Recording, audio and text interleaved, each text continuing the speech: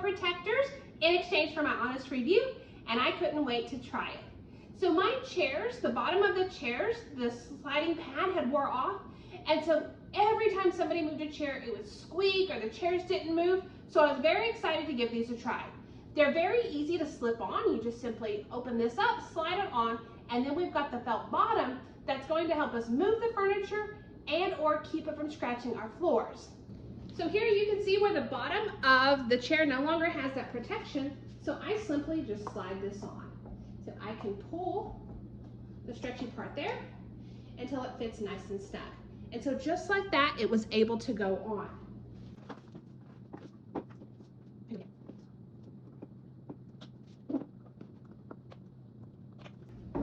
So as you can see, they are super easy to slip on the chair. So now that it's on the bottom of the chair, we can slide the chair just like that. It's nice and quiet, the chair moves easily, and the bottom of my chairs are protected. So it's been a win-win. Overall, I've been very happy with the chair protectors. So I hope you found the review helpful.